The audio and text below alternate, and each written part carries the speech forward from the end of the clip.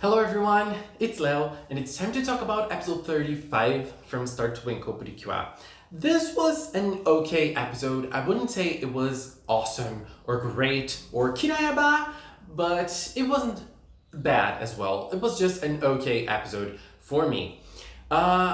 It centered a lot on Himenojo, who is a very interesting character, and it's a blast to watch her. I find her so much fun, and a lot on Hikaru as well. But we didn't really see much of this fun side of Hikaru's personality. Instead, we had kind of a journey of Hikaru actually understanding how important it is to stick to who you are and not try to be something else. So we had that setting in which we had the council or the student council being changed, and Madoka is not going to be the president anymore. So she needs to choose another person to be the president. But Madoka doesn't want to choose the president herself. She just wants someone to stand up.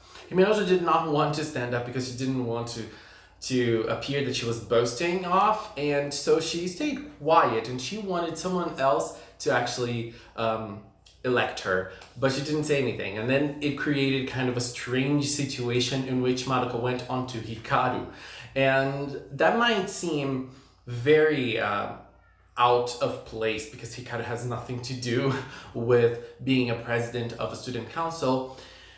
But that happened because of the idea Hikaru was having of making an alien excursion here on Earth, like bringing lots of aliens from lots of different places of the world here to Earth, and showing them around, and even making them transfer students at school. Like, that is a very Hikaru idea.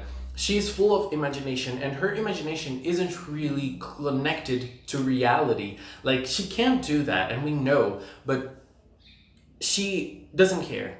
She is not connected to reality at all.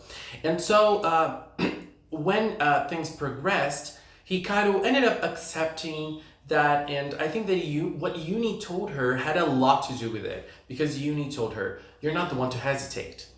And she was like, okay, so I'm not hesitating on this one as well. And then she went on to be, to actually try to be the student council.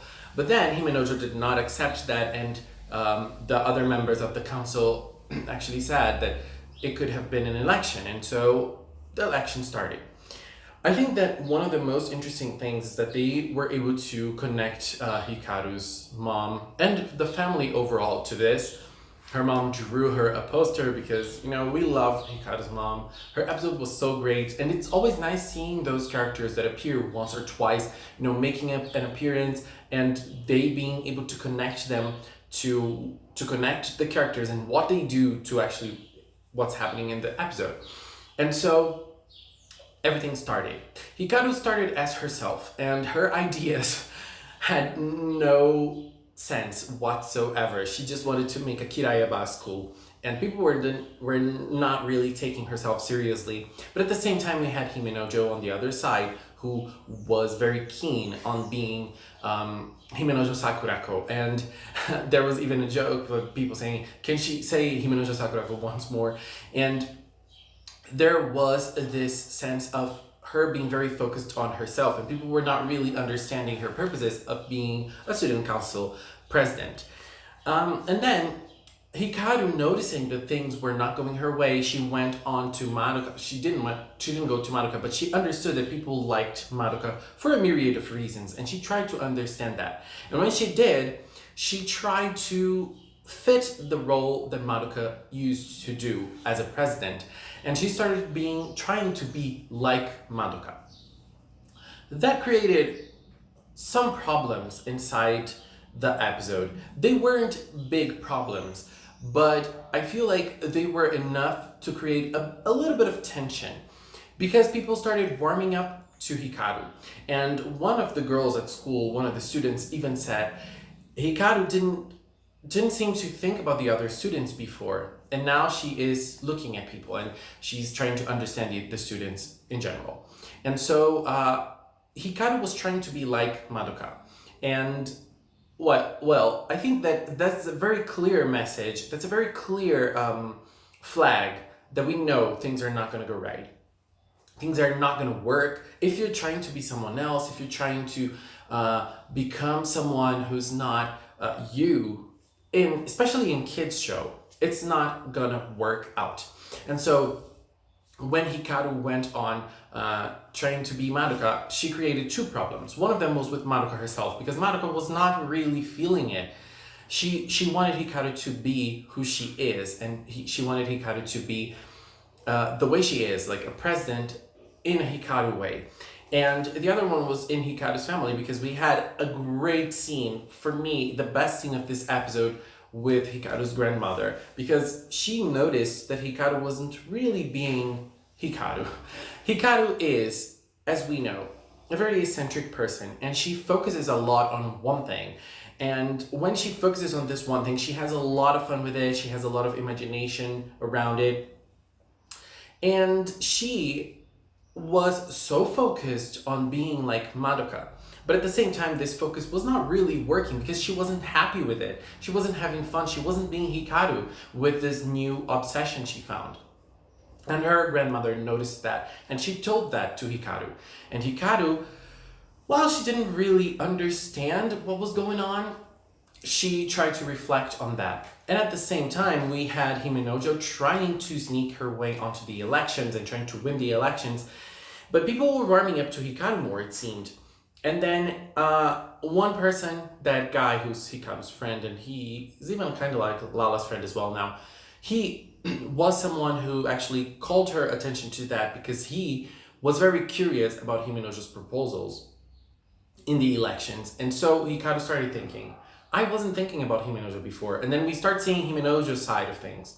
And Himenojo's side of things, for me, was a little obvious, but the narrative tried to hide that in the first half of the episode, and then in the second half it started showing more, because Himenojo is very focused on herself, but at the same time she's very responsible with things at school. She knows what's missing, she knows what people want, she's responsible. She is a very responsible student council member.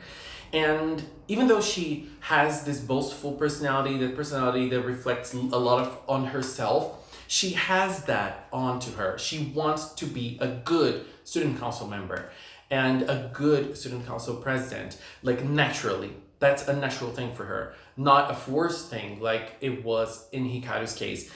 And then Hikaru starts noticing a little bit more on Himenojo's side. And they showed that Himenojo was feeling jealous of Hikaru a little bit. And that's an interesting thing, I think. Like, it's a very human thing to be. In kids' shows, sometimes they hide those things to make things more perfect, but that's who we are. And then Kapard appeared and he attacked Himenojo. He transformed her into a nice weapon of petals, sakura petals. The battle was horrible, as it's been lately. Come on, Star Twinkle, what's going on with the stock footage attacks? Stop that, please. But then we had a little back and forth between Kapard and Cure Star. And I feel like it's very interesting. One of the most interesting things about this back and forth was the fact that Hikaru was seeing the same situation in one way, and Kapard was seeing the situation in a completely different way. And he was seeing both of them as opponents, as two people that are fighting against each other.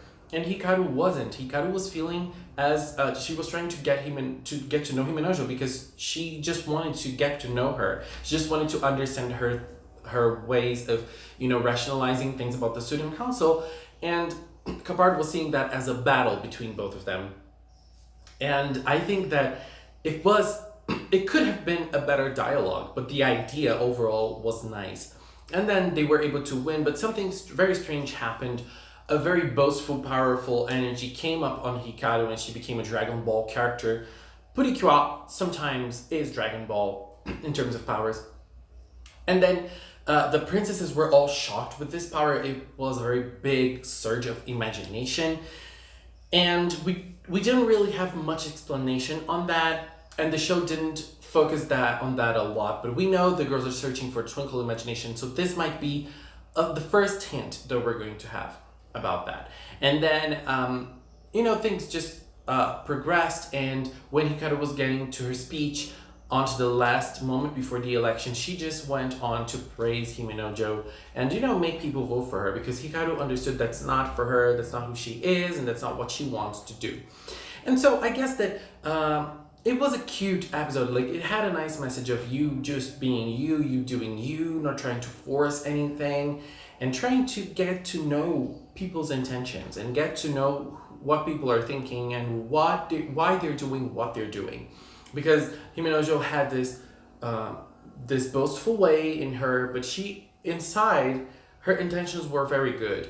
And not only inside, but like, overall, she showed a different image on herself that wasn't really the thing. And so I feel like that was something nice. I think that the episode tried to give nice messages. It just was not the best execution.